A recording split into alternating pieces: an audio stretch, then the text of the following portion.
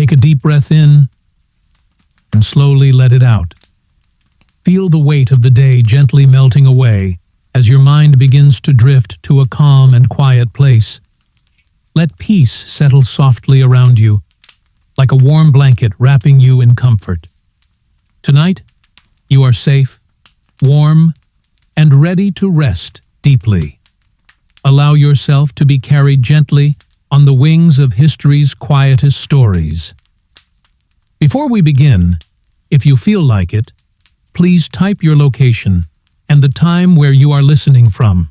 It's a quiet way we can feel connected, knowing others are sharing this peaceful moment with us across the world. Medieval Europe. The very phrase conjures images of knights in shining armor, grand castles perched on hills, and mysterious forests that might just hide a dragon or two. But let us set those fantasies aside for a moment and focus instead on something far less glamorous, yet far more important for the vast majority of people living in those times: the humble peasants who had a lot more on their minds than dragons. Mostly, how to stay alive, especially when the nights got bitterly cold. Now, if you're imagining medieval winters as some gentle snow-dusted fairy tale, allow me to gently deflate that thought. Winters in medieval Europe were often long, harsh, and unforgiving. This was a time before central heating, insulation, or even reliable weather forecasts. So, when the cold crept in, it crept in for good, settling into homes, bones, and daily life, with a persistence that would test even the most patient of souls. To understand how peasants survived these coldest nights, we first need to understand who they were and what their daily lives looked like. A quiet, slow existence filled with hard labor, simple pleasures, and inevitably the struggle against nature's biting chill. Medieval peasants were the backbone of the economy, toiling the land under the watchful eye of their local lords. Unlike today, where people move through cities, offices, and homes of varying comfort, these peasants lived in small villages, often clustered around the lord's manor or castle. Their homes were simple, mostly 1- or 2-room cottages made from wattle and daub, timber, or stone depending on local resources. The roofs were thatched with straw or reeds, and floors were usually dirt, though some had stone slabs. These homes were cozy, if you consider a single room housing an entire family: parents, children, perhaps even grandparents, all sharing space, warmth, and, unfortunately, the smell of smoked fish and unwashed clothes. Privacy was a concept reserved for nobility, and even then, it was thinly stretched. But here's an interesting thought to linger on for a moment. For all their simplicity, these homes were crafted with an intimate understanding of their environment. The thick walls and thatched roofs were surprisingly effective at keeping the worst of the weather out, if only just. The hearth, a simple open fireplace, was the heart of the home, providing warmth, light, and a place to cook. Yet, it was also a source of smoke, soot, and the occasional flare-up that sent everyone scrambling for cover. Comfort in the medieval world was relative. Now you might wonder, just how cold were these winters? Well, it depends on when and where you were. Europe was in the grip of what modern historians call the Little Ice Age, a period roughly spanning from the 14th to the 19th century, when average temperatures dropped, winters lengthened, and growing seasons shortened. For peasants, this meant cold nights lasting months, often with deep snow covering the fields, and relentless winds that howled through the gaps in their homes. Imagine waking up in a room so cold, your breath hangs in the air like tiny clouds. The floor beneath your feet feels like a frozen lake, and the straw mattress offers little resistance to the chill. This was not just discomfort, but a daily threat to survival. Hypothermia and frostbite were real dangers, especially for the old, the young, and the sick. Yet, despite these challenges, peasants endured. How? By turning to a mix of practical knowledge, community cooperation, and a stubborn streak that might make you smile if you weren't so sleepy. Before diving into their nighttime routines, let's pause for a brief philosophical ramble. Because, well, why not? Warmth is arguably one of the most fundamental human needs. It is comfort and survival wrapped into one. In the absence of modern heating, medieval peasants learned early on that warmth was a precious resource, something to be guarded, shared, and almost revered. The fire was sacred, not just for cooking food, but as a symbol of life itself. To lose the fire meant losing safety, light, and warmth. A triple threat that could turn a cold night into a fatal one. This reverence for fire-shaped social rituals, from communal hearth gatherings to the way houses were constructed around their fireplaces. And speaking of fire, it's worth noting that peasants didn't have the luxury of abundant wood. Fuel was scarce and expensive, often controlled by the lord of the manor, and carefully rationed.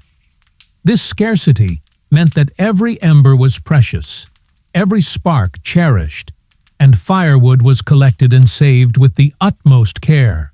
You can almost imagine a peasant family huddled close, sharing stories or prayers, eyes flickering in the dim glow, as outside the cold pressed in like an unwelcome guest. Now, to touch lightly on some tangential facts that you might find amusing or oddly comforting as you begin to drift toward sleep. Medieval wool production was an entire cottage industry, with women spinning wool by the fireside to create warm clothing and blankets. Candle making was a skill passed down, often involving tallow, animal fat, which unfortunately didn't smell quite like a modern scented candle, but did provide crucial light during the long nights. And beds? Oh, beds were a luxury. Most peasants slept on simple straw mattresses, or even just bundles of dried leaves and grasses spread on the floor. The idea of slipping between soft sheets and fluffy pillows was the stuff of noble fantasies, yet even this humble bedding was sometimes laced with herbs to keep away insects and add a faint scent of freshness. As you imagine these scenes, remember this: the medieval peasant's cold night was a masterclass in adaptation. It was about making do with little, valuing warmth beyond mere comfort, and using every resource at hand to keep the biting chill at bay. So as your eyes grow heavier, think of those centuries-old homes, the flickering firelight casting shadows on rough-hewn walls, families gathered close to share heat, stories, and hope against the cold. If you're enjoying this boring history for sleep, don't forget to subscribe to my channel for more fascinating and relaxing history stories for sleep. Now, take another slow breath in and release it softly. Feel yourself sinking deeper into calm, like the gentle warmth of a hearth on a cold night.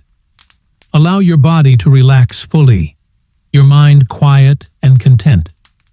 Let the steady rhythm of history's quiet tales carry you onward to rest. Sleep well, and when you're ready, we'll gently continue with the next chapter of warmth and survival. Breathe in slowly, and as you exhale, feel the tension drift away like smoke curling upward from a gentle fire. Imagine yourself wrapped in a soft, warm cloak of comfort, safe and peaceful. Let your mind settle into this quiet moment, ready to explore the quiet strength of those who came before us, who faced the cold and endured. If you feel like sharing, please leave your location and the time where you're listening from. It's a gentle reminder that across the miles, many are finding warmth together in this calm space. Welcome back to the quiet, chilly nights of medieval Europe, where our humble peasants made their homes as snug and warm as their limited resources allowed. Now, while the notion of Home today might bring to mind cozy rooms, soft cushions, and central heating humming quietly in the background. The medieval peasant's home was quite another story. One of resourcefulness, practical design, and the ever-present battle against cold. Let's begin with the walls, or in many cases, the lack thereof. Most peasant cottages were constructed using materials that were locally available, affordable, and relatively easy to work with. Wattle and daub was the most common technique, a framework of woven wooden branches. The wattle, plastered over with a sticky mix of clay, sand, straw, and sometimes animal dung, the daub. It might sound like a recipe for disaster or an unappealing snack, but this mixture, when dried and maintained properly, provided decent insulation. Now, these walls were not very thick by modern standards, nor were they particularly airtight. Cracks and gaps let in cold drafts and sometimes curious rodents, but the daub did a good job of retaining some heat, especially when combined with thatched roofs made from layers of straw, reeds, or rushes. The thatch was surprisingly effective at shedding rain and insulating the interior, a medieval answer to double glazing, of sorts, albeit much more organic. Flooring, however, was an altogether humbler affair. Most peasant homes had packed earth floors, sometimes sprinkled with straw for insulation and cleanliness. Stone slabs might appear in wealthier cottages or barns, but for the average peasant, cold feet on a hard earthen floor were a nightly reality. The layout of these homes was simple, usually just one main room, with perhaps a small loft for sleeping, if the ceiling was high enough. This single room served many functions: cooking, eating, sleeping, socializing, and sometimes even housing small livestock like chickens or pigs. Keeping animals indoors was a common tactic to share body warmth, but it came with its own set of challenges, including smells and hygiene, which, let's be honest, probably didn't bother medieval noses as much as ours. Now, the star of the show, the hearth. The hearth was the beating heart of the medieval peasant's home.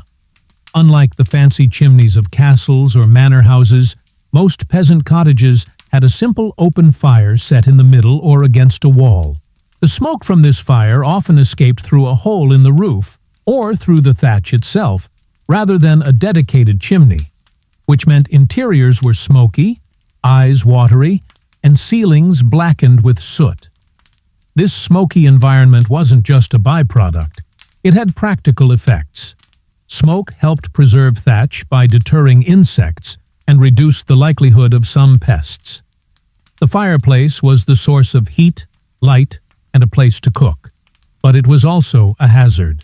Sparks could easily ignite the dry thatch, turning a cozy home into a blazing inferno in moments. One can almost picture a peasant family gathered close to the fire, smoke swirling around them, the orange glow flickering on their faces. As outside, the cold winds rattled the fragile walls. The fire was both a comfort and a lifeline. The art of firekeeping was vital knowledge. Peasants learned how to build fires that burned efficiently, using slow-burning wood like oak or beech when available, or pine when they had no choice. Keeping the fire alive overnight was a constant concern. Too little fuel, and the flames died out. Too much, and the smoke overwhelmed the small room. Heat retention was a matter of design and habit. Peasants often closed shutters or hung cloths over doorways to keep drafts at bay. Rugs or mats made of woven fibers might be placed on the floors and walls to add insulation.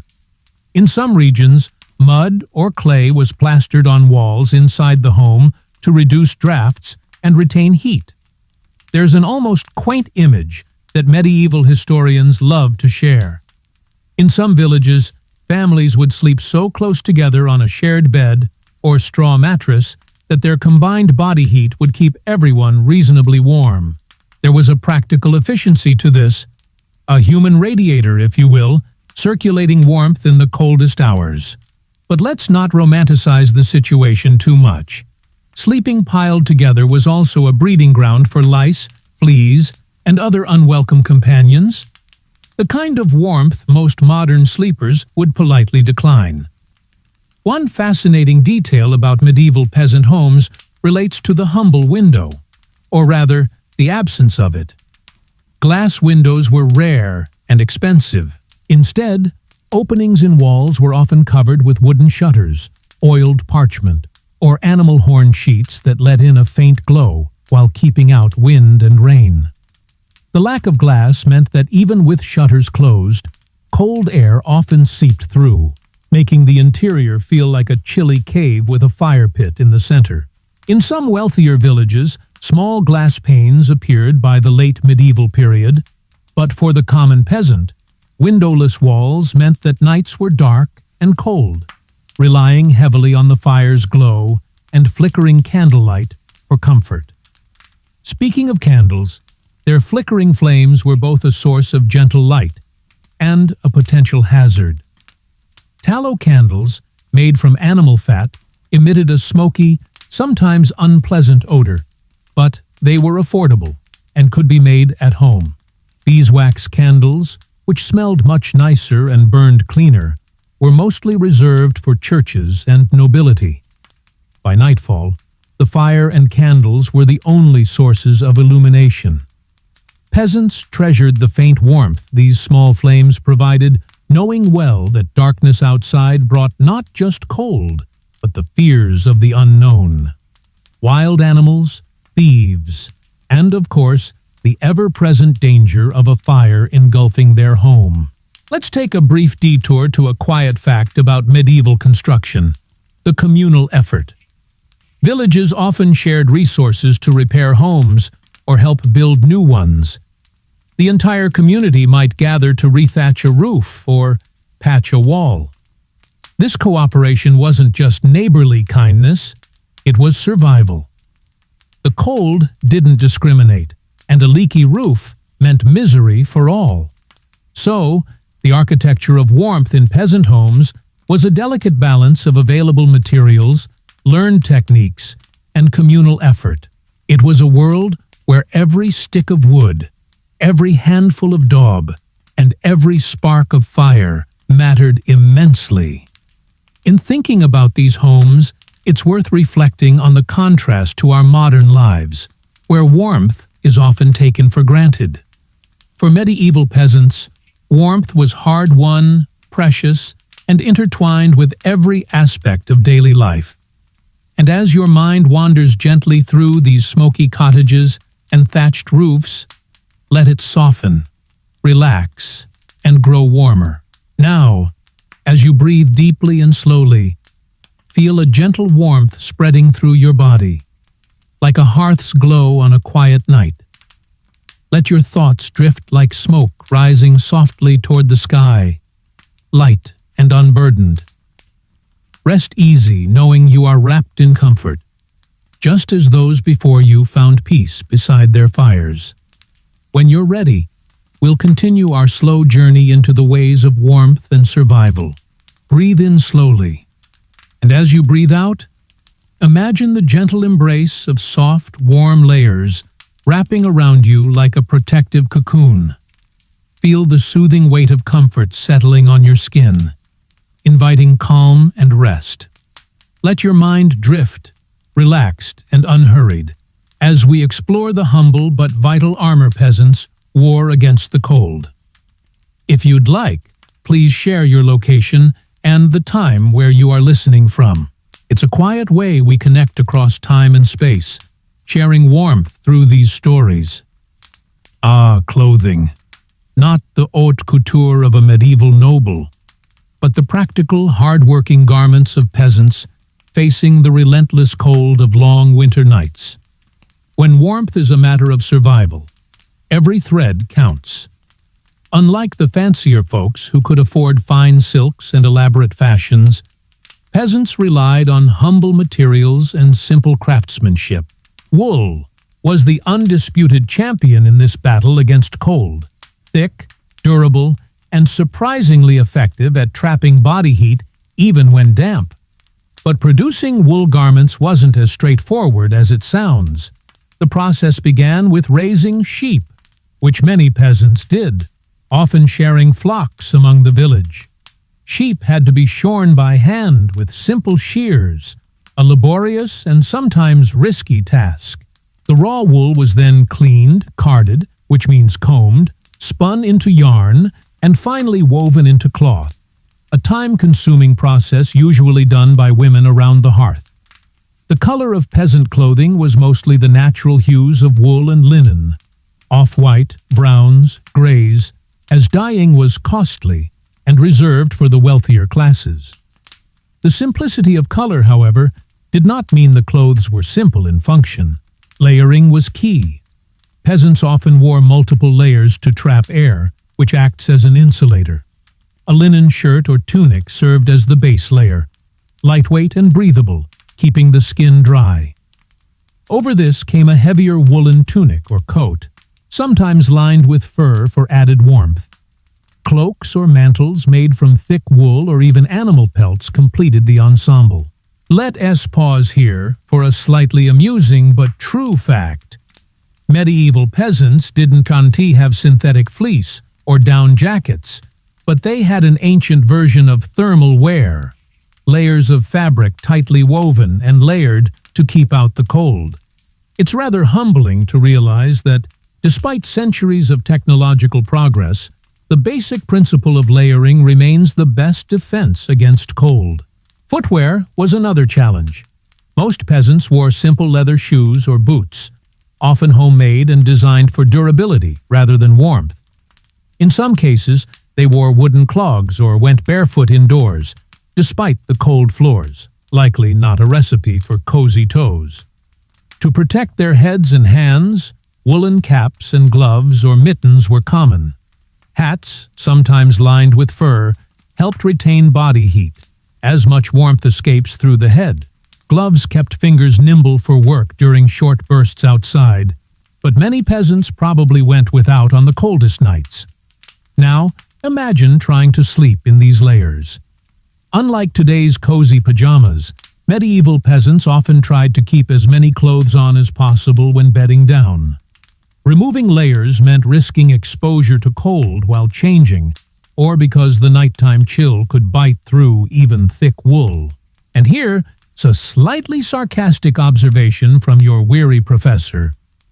If you ever complain about having to wear an extra sweater today, just remember that medieval peasants were basically bundled up like walking, talking, woolly blankets just to get through the night. Maintaining these clothes was a constant task. Washing was infrequent, as water was precious, and washing thick wool was difficult.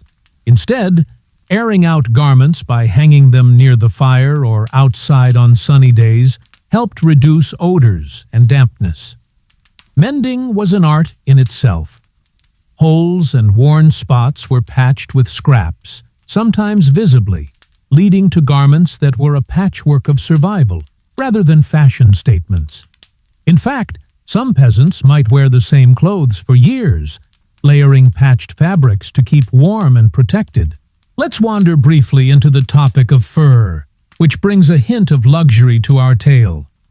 While full fur coats were rare for peasants, small pelts or fur linings from rabbits, foxes, or other small animals might be added to collars or cuffs for extra warmth. Hunting or trapping small game provided both food and essential fur for clothing.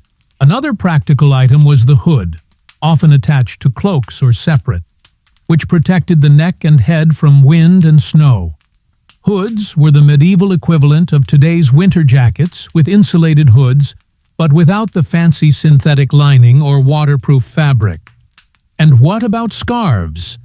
Well, they did exist, though likely less common than today. Peasants might wrap pieces of cloth around their necks to block drafts, especially when working outside in cold weather. Let's take a brief detour into the realm of children's clothing. Child peasants were generally dressed as miniature adults, with layers of wool and linen scaled down to size. However, in the coldest seasons, Babies were often wrapped in swaddling clothes made of wool to protect their fragile bodies from the chill. Infant mortality was tragically high, and the cold was a cruel adversary.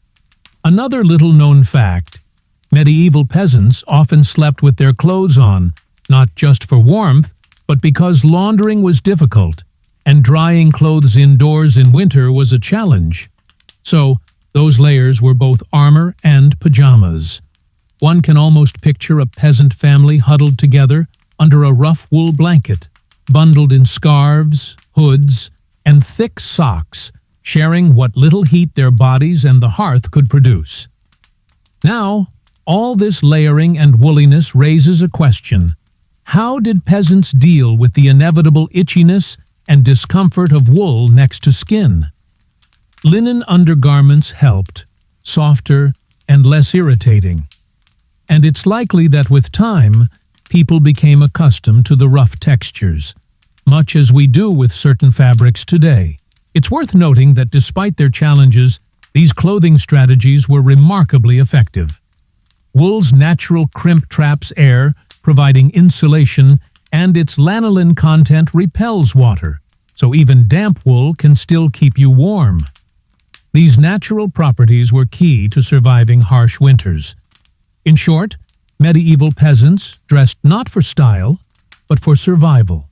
Their clothing was a patchwork of practicality, resourcefulness, and the harsh realities of life in a cold world. Now, as you breathe deeply and slowly, feel yourself wrapped in soft, warm layers of calm and comfort. Let your body relax fully, like a gentle hug from centuries past, and your mind drift peacefully toward rest. Let the quiet strength of these stories lull you gently into deeper sleep, knowing you are safe and warm. Breathe in slowly, and as you exhale, imagine the gentle warmth of a hearty meal spreading softly through your body, comforting and nourishing every part of you. Feel yourself settle deeper into calm, safe, and content. Let your mind drift peacefully as we explore the simple, sustaining foods that fueled medieval peasants through their coldest nights.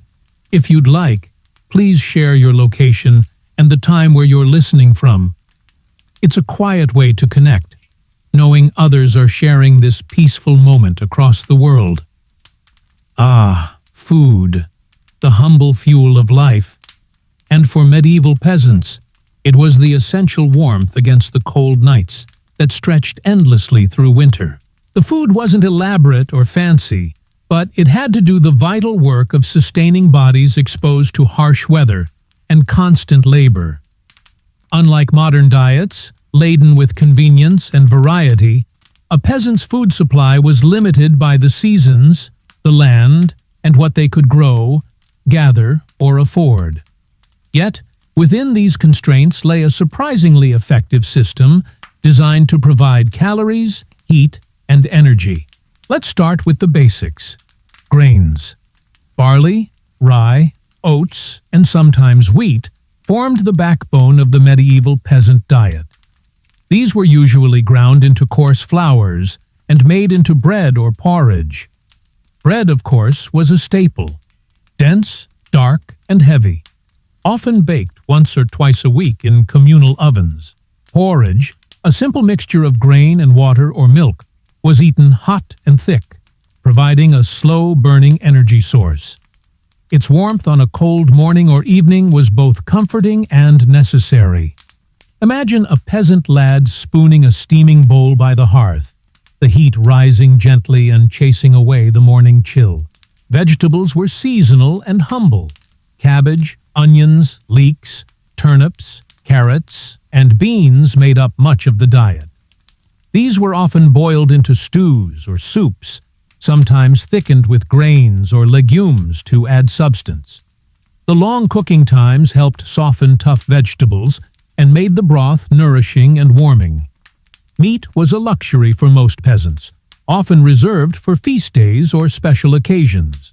Small amounts of pork, beef, or mutton might be eaten, but more commonly, peasants relied on preserved meats, salted, smoked or dried, to last through the winter months. Hunting and trapping small game or birds supplemented their protein intake when possible. Fish, especially in communities near rivers or the sea, was another important source of protein.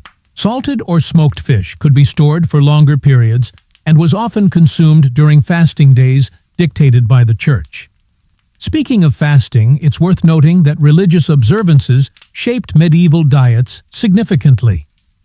Certain days required abstinence from meat, which sometimes meant a heavier reliance on legumes, grains, and fish, all of which also contributed to warmth and nutrition.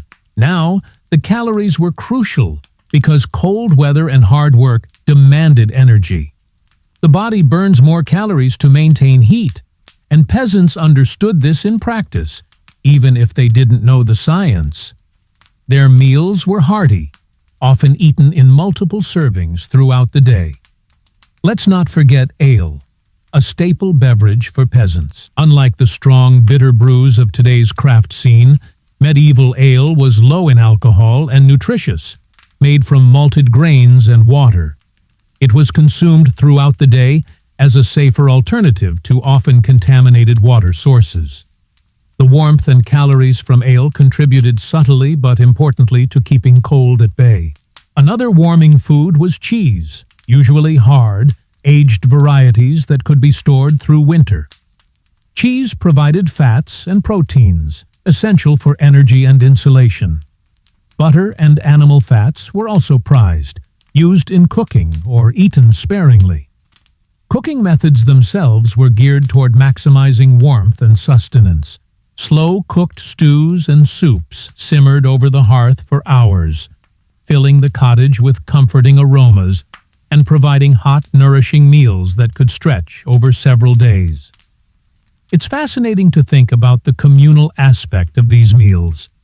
Food was often shared among family members and neighbors, strengthening social bonds as much as bodies. The act of eating together by the fire was a source of warmth in every sense. One can almost hear the soft clinking of wooden bowls and spoons, the murmur of conversation, and the crackling of the fire as peasants replenished their strength before facing another cold night. A slightly amusing thought. Medieval peasants didn't have the luxury of microwaves or even ovens inside their homes. Leftover food was often reheated or eaten cold, which might sound unappealing to us, but they made do, warmed by the fire and the company. It's also important to mention that the medieval year was cyclical in its food availability. Summer and autumn brought abundance, allowing peasants to store grains, cured meats, and root vegetables for winter. Winter, however, was a lean time, where stored food and whatever could be gathered or hunted became precious. This seasonal rhythm shaped not just eating habits, but survival strategies. Food scarcity in winter was a real threat, and its management was a matter of life and death. Rationing and careful storage were learned skills, passed down through generations. In thinking about medieval diets and cold, it's tempting to picture cold, dreary meals, but in reality, the warmth of food and drink was a key comfort against the relentless chill. The physical act of consuming warm, calorie-rich meals provided not just nutrition, but psychological reassurance, a reminder that life persisted despite hardship. So as your mind settles, imagine yourself sharing a simple, warm meal in a medieval cottage. The fire's glow soft around you, the hearty flavors nourishing you against the cold night. Now, take a slow, deep breath, feeling the gentle warmth of a nourishing meal spreading softly through your body. Let this warmth relax every muscle and quiet your mind. Allow yourself to drift peacefully, wrapped in comfort and calm, ready for the next step on our journey into the quiet strength of those cold nights. Now, having warmed our bodies with thick layers and nourished ourselves with hearty food, let's turn to the final sanctuary of the day, sleep. For medieval peasants enduring the coldest nights, the act of going to bed was both a relief and a challenge, a delicate balance between comfort and the ever-present chill. Unlike today's plush mattresses and climate-controlled bedrooms, peasant sleeping arrangements were simple, humble, and functional. The concept of a bedroom as a separate, cozy room was a luxury mostly reserved for the wealthy. Instead, peasants slept in the main living space, where the hearth fire provided what little warmth there was. The most common sleeping surface was a bed made of a wooden frame filled with straw, hay, or dried grasses. This might sound rather basic, but the straw mattress provided insulation from the cold floor and a soft, albeit scratchy, place to rest. Sometimes, bundles of feathers or down were added if the family was fortunate, but these were rare. If there was no bed frame, the straw might simply be spread directly on the floor or a raised platform to keep the sleeper off the cold earth. Floors were often cold and hard, packed dirt or rough stone, so the straw acted as a necessary barrier. Families often shared these beds, a practical arrangement that conserved warmth and space. It was not unusual for parents and several children to sleep huddled together on one mattress. This close contact was an effective, if not always comfortable, method of staying warm, what we might think of today as a human heating system. Interestingly, in some colder regions, livestock such as pigs or dogs were allowed into the living area at night, partly for company, partly to share their body heat. It might seem odd or unsanitary by modern standards, but for peasants, this was a sensible solution to the cold and the dangers of predators outside. Bedding materials included woolen blankets or animal pelts, offering additional warmth. Blankets were often coarse and heavy, but effective. The quality and quantity of bedding depended largely on wealth and local resources. Some peasants might have only a single thin blanket, or none at all. Let's pause here to reflect on the medieval nighttime ritual. As the family gathered their straw, arranged their blankets, and prepared to rest, the fire would be banked low to keep embers glowing until morning. Smoke would linger in the room, and the air might be thick with the sense of burning wood, sweat, and the earthy smell of straw.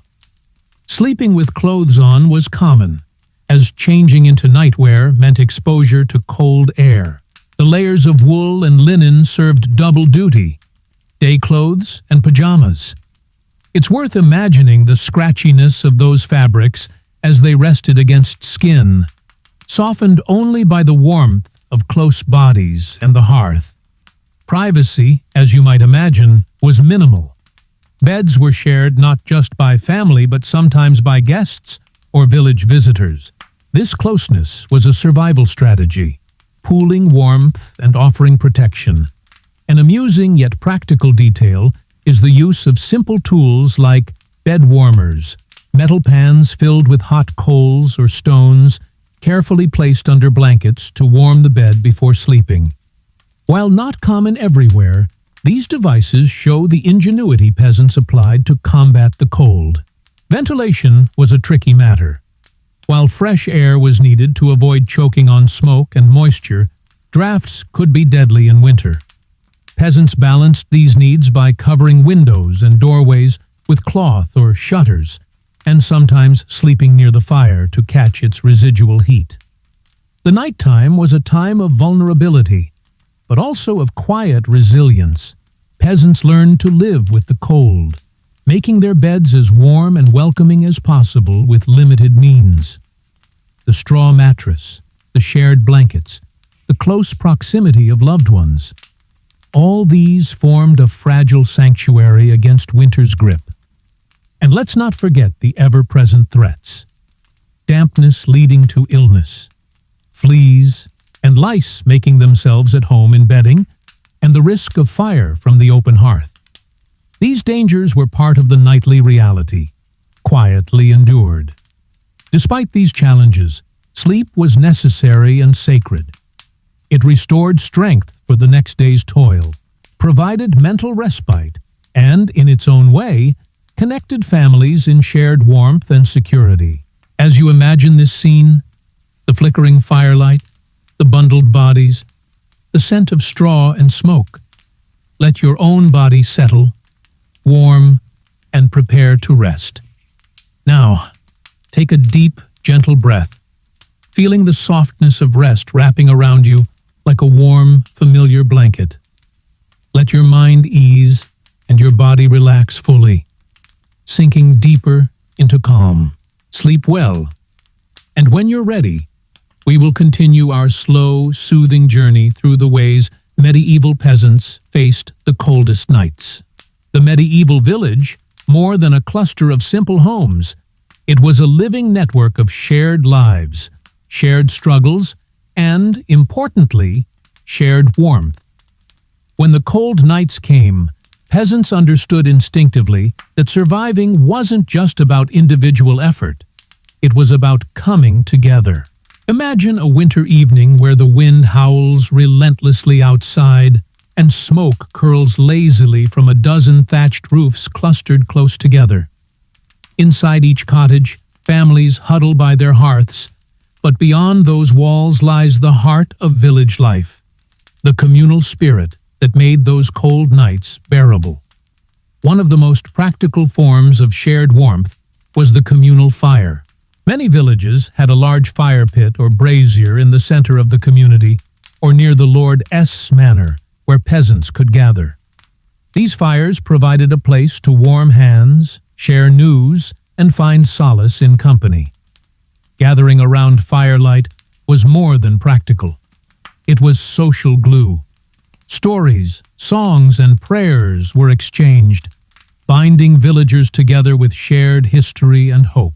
These gatherings also reinforced social order, norms, and traditions, all crucial for village stability. The sense of cooperation extended to practical survival strategies. Firewood was a precious resource, and collecting, splitting, and storing it was often a communal effort. Villagers worked side by side, helping neighbors gather fuel before the coldest months set in, understanding that their survival depended on everyone's preparation. Sharing food was another vital aspect of cooperation. If a family faced hardship, a poor harvest, illness, or injury, neighbors often pitched in, providing extra bread, preserved meats, or ale. This mutual aid wasn't just charity, it was an investment in the village's collective resilience. In some regions, peasants practiced rotating shifts to watch over communal livestock or protect the village from threats during cold nights. This vigilance was a shared responsibility, ensuring safety and peace of mind. Let us pause to reflect on the small but meaningful acts of kindness that kept these communities alive. A neighbor lending a cloak of fire shared across doorsteps, a child passed from one household to another for warmth and care. Religious and cultural rituals also played a role in warding off the chill, both physical and spiritual. Candlelight vigils, blessing of the hearth, and winter festivals like Yule or Candlemas infused warmth and hope into dark, cold times. These rituals were often accompanied by simple but profound gestures, lighting a candle for protection, sharing a prayer for health, or singing carols that echoed through frosty air. The intertwining of faith and survival created a tapestry of comfort and meaning. In many ways, community cooperation was the medieval equivalent of modern social networks, providing not just physical warmth, but emotional and psychological support. When the cold was biting, knowing you were part of a larger whole made the night less daunting. A slightly amusing note, despite the hardships, villagers enjoyed moments of levity and celebration. Winter festivals were times to feast, dance, and momentarily forget the cold. These occasions, though brief, rekindled spirits and strengthened bonds. In some villages, neighbors would pool resources to build or maintain shared infrastructure, like wells, ovens, or storage barns, all of which helped ease winter's grip. This spirit of collaboration was a cornerstone of medieval rural life. And of course, stories and folklore thrived in this environment. Tales of fire spirits, protective household gods, or winter beasts were shared not just for entertainment, but as ways to make sense of the harsh world. These stories, often told beside the fire, connected the past to the present and the known to the mysterious. As you imagine these village scenes, the flickering firelight, the murmur of voices, the gentle laughter mixed with solemn prayers, let your own heart grow warmer, comforted by the thought of shared strength and care. Remember, even in the coldest and darkest of nights, people found ways to come together, to share heat and hope, and to face the future side by side. In the quiet world of medieval peasants, animals were far more than just beasts of burden or sources of food. They were companions, protectors, and, in many cases, living sources of warmth during the coldest nights. Let's begin with the livestock. Cows, sheep, pigs, chickens, the animals that sustained peasant life through milk, meat, eggs, wool, and labor. These animals were often housed close to, or even inside the human living quarters during winter, a practical, if not particularly fragrant method to share warmth. Imagine a chilly night inside a small cottage, where the family sleeps just a few feet from a slumbering pig or a cow. These animals radiate body heat, raising the temperature of the room by just enough to make a difference. Their presence also provided a layer of security against predators lurking outside. The practice of bringing livestock indoors wasn't without challenges. Animals produced odors and dirt, and their presence attracted pests like fleas and mites. Yet, the benefit of their warmth often outweighed these drawbacks, especially in regions where winters were harsh and long. Dogs and cats were common companions. Dogs served multiple roles: herding livestock, guarding property, and providing companionship. Their fur coats made them natural warmth givers, and many peasants welcomed dogs into their homes during cold nights. The loyal dog curled up beside the family not only protected them, but also offered physical warmth. Cats, meanwhile, were valued hunters, controlling rodent populations that threatened food stores. Though smaller, their presence added a comforting softness to the home and a subtle source of warmth. It's fascinating to consider how these animals shaped the rhythms of peasant life and survival. Their needs influenced daily routines, feeding schedules, shelter preparations, and care even in the bleakest times. Medieval peasants were attuned to the natural cycles of their animals. They understood that keeping their livestock healthy was essential, especially before the onset of winter. Extra fodder was gathered, barns repaired, and cozy shelters prepared. The act of tending animals during winter nights was a responsibility shared by the whole family. Children might be tasked with carrying water or bringing hay, while adults ensured fires were kept burning in barns or stables. There's an almost poetic image here. A barn glowing faintly from the warmth inside, animals settled on beds of straw, and caretakers moving quietly to keep the hearth alive. Outside, the cold howls, but inside, life endures. In some folklore, animals were seen as protectors against evil spirits or bad luck, further deepening their role in the home. Stories of guardian animals and household spirits mingled with practical care, blending belief and survival. In certain regions, especially in northern climates, the relationship between humans and animals took on an even closer dimension. Husbands and wives might share their beds with animals, or pets might sleep alongside children to provide warmth. While this close contact might strike modern sensibilities as unusual, for medieval peasants it was a sensible and necessary adaptation to cold and scarcity. Animals also contributed indirectly to warmth by providing materials for clothing and bedding. Wool from sheep was spun into yarn, and hides and pelts were tanned for clothing or blankets. This cycle of care, use, and renewal formed a continuous thread in the fabric of peasant life. One might imagine the soft touch of a sheep's wool blanket, hand-woven with care, the faint scent of lanolin lingering as a reminder of the animal's warmth, captured and preserved.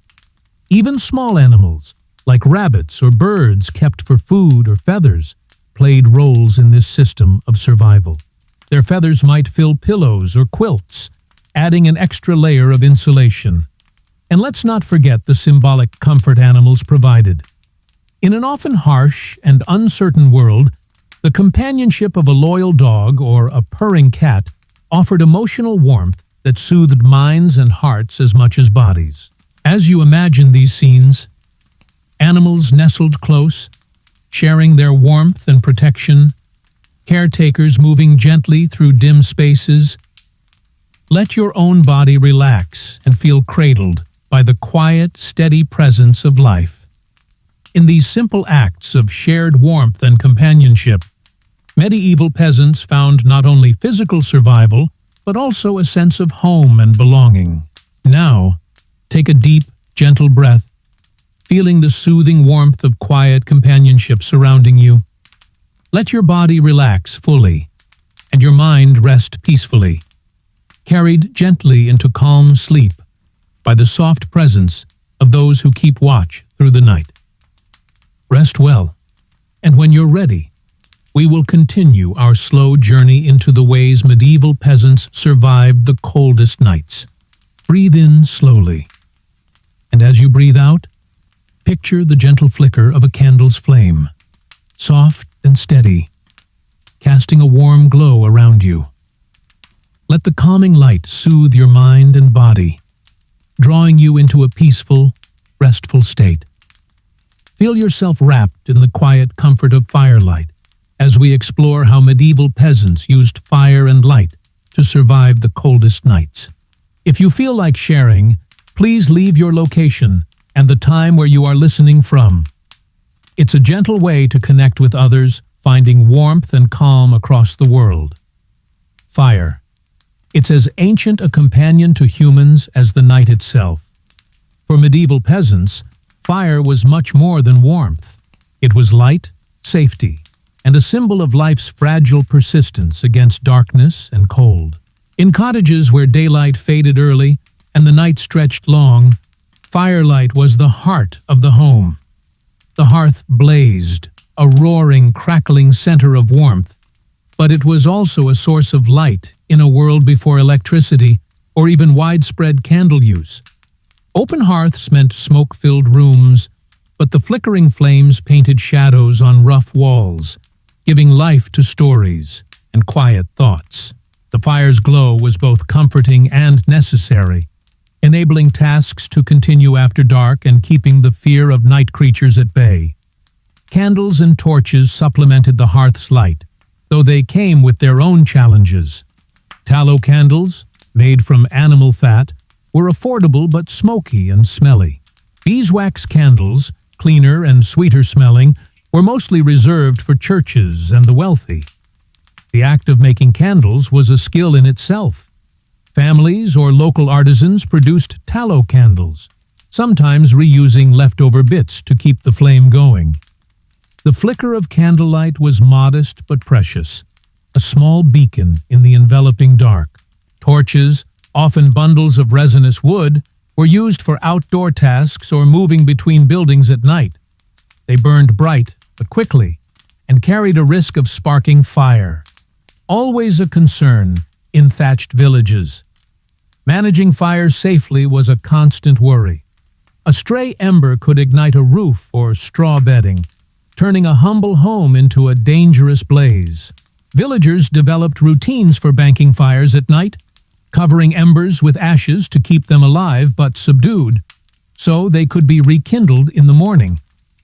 The balance between enough fire to stay warm and not so much as to cause disaster was a delicate one, requiring experience and vigilance. Interestingly, firelight also played a role in medieval social and spiritual life. Hearthside gatherings were not just about survival, but about connection. Stories told by firelight passed on history, myths, and morals, wrapping listeners in a shared warmth beyond the physical. Religious practices often involved candles and light, symbolizing hope and protection. Even in the darkest, coldest winters, the presence of light held symbolic power against the cold, the night, and the unknown. In some homes, specially designed fire baskets or iron stands helped contain the fire safely, and tools like pokers, tongs, and shovels were used to tend embers with care. Fire was also used to dry clothes, warm beds, and cook nourishing meals, all vital in the struggle against winter's bite. Let's not overlook the humble hearth's influence on daily life rhythms. The fire dictated the day's pace, waking with the first flames, retiring as embers cooled. It was a steady, comforting presence in a harsh world. So as you imagine the gentle flicker of firelight casting dancing shadows on wooden beams, the warmth radiating softly, let yourself be soothed by the glow, the crackle, and the ancient, unbroken bond between humans and fire. Breathe in deeply, and as you breathe out, imagine a soothing balm gently easing every ache and chill from your body. Feel calmness spread softly through your muscles, relaxing you fully. Let your mind drift into a peaceful place of healing and rest, as we explore the gentle remedies medieval peasants used to care for themselves through the coldest nights. Pookie, if you feel like sharing, please leave your location and the time where you are listening from. It is a quiet way to feel connected with others, sharing this restful moment across the world. When the cold nights settled in and the chill seeped into bones and breath, medieval peasants faced more than discomfort. Illnesses caused or worsened by cold weather were common and sometimes deadly, especially given the limited medical knowledge and resources of the time. But peasants were not helpless. Centuries of tradition and folk wisdom had gifted them a variety of remedies, often natural, practical, and surprisingly effective, passed down through families and communities. One of the most common ailments was what we might now call chilblains, painful inflammations caused by prolonged exposure to cold and dampness. Symptoms included swelling, redness, and itching, often on fingers and toes. To treat these, peasants applied warm compresses, rubbed oils made from herbs like chamomile or rosemary, or wrapped affected areas in soft cloths soaked in healing infusions. Frostbite, a more severe injury, was feared but harder to treat effectively. Early warming techniques were applied carefully, as rapid warming could worsen damage. Peasants might gently massage cold limbs or use poultices made from animal fats and herbs to encourage circulation. Respiratory illnesses like colds, coughs, and pneumonia were common during winter months. Remedies included inhaling steam from boiling herbs such as thyme or eucalyptus, drinking warm broths infused with garlic and onions, or gargling salty water to soothe sore throats. Fever was sometimes treated by cooling the patient with wet cloths or herbal teas designed to balance humors. As medieval medicine was heavily influenced by the theory of bodily humors, blood, phlegm, black bile, and yellow bile, peasants believed illness was caused by imbalances, and treatments aimed to restore harmony. While many medical treatments involved superstition or rituals, such as charms or prayers, practical remedies were often surprisingly grounded in observation and experience. One of the most important medicines was simply staying warm and nourished, as a healthy body could better resist illness. This reinforced the significance of proper clothing, food, and shelter that we've already explored. Bathing habits were cautious during winter, as exposure to cold water was thought to weaken the body. Instead, peasants used dry brushing or wiping with herbal cloths to maintain cleanliness without risking chills. Certain herbs, readily available in the countryside, formed the backbone of peasant medicine. Elderflower, yarrow, nettle, and sage were common ingredients in teas, salves, and poultices. Many had mild antiseptic or anti-inflammatory properties, offering real relief. For wounds or infections, poultices made from bread soaked in vinegar or honey were applied. Honey's natural antibacterial qualities made it a valuable treatment. Pain relief was sought through herbs like willow bark, a natural source of salicylic acid, the precursor to aspirin. Though peasants likely did not understand the chemistry, simply trusting its effects. The role of midwives and herbalists in villages was vital.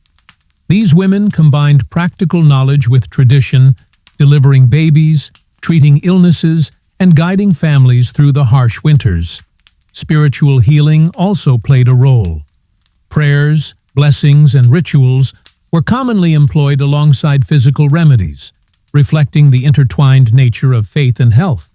Despite their limitations, these medieval remedies helped peasants endure the physical toll of cold winters.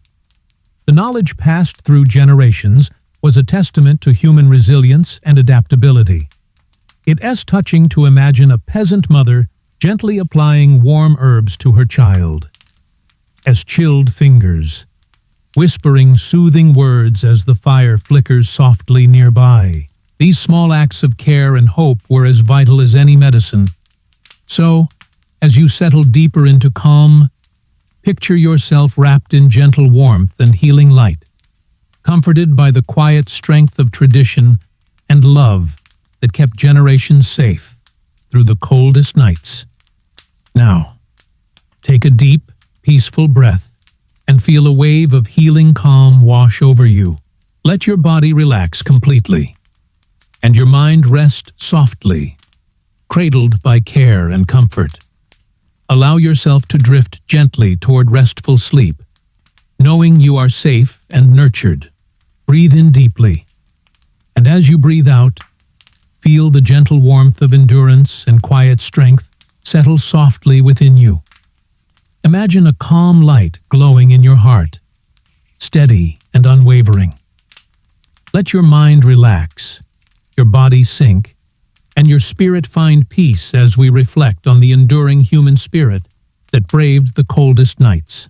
If you feel like sharing, please leave your location and the time where you are listening from. It's a comforting way to connect with others, wrapped in calm, wherever they may be. As our slow journey through the cold nights of medieval peasants draws to a close, it is fitting to pause and reflect on what these simple stories of survival reveal about the human spirit. The cold, as harsh and unforgiving as it was, became a backdrop for resilience, adaptation, and community. It shaped the rhythms of life, the bonds of family, and the fabric of village existence. In the quiet struggle to stay warm, through layered clothing, humble homes, shared firelight, caring animals, and tender remedies, we see not just the physical acts of survival, but the deep, enduring need for comfort, connection, and hope. The medieval peasant's night was a testament to endurance, where each small act of preparation and care carried immense weight. It reminds us how warmth is more than temperature. It is safety, love, and continuity. Philosophically, warmth symbolizes life itself, a fragile flame fought for against the darkness and cold. It embodies human kindness, cooperation, and the will to persevere. Today, wrapped in modern comforts, it's easy to forget these truths. Yet, the quiet courage of those who came before us still speaks, reminding us to value the small things: a shared blanket, a kind word, the glow of a fire. So as you drift deeper into rest, carry with you the gentle wisdom of endurance, the warmth of connection, and the calm strength of human spirit. Let your mind rest easy, knowing you are part of this long, comforting story, a story of survival, warmth, and quiet hope. Now, Take a slow, deep breath, feeling the peaceful warmth of endurance and love wrapping gently around you. Let your body sink fully into rest, your mind soften, and your spirit drift into calm sleep. Sleep well, wrapped in comfort, strength, and the gentle light of countless warm nights past. Thank you for journeying through this story of medieval warmth and survival. May these quiet reflections carry you softly into the rest you deserve.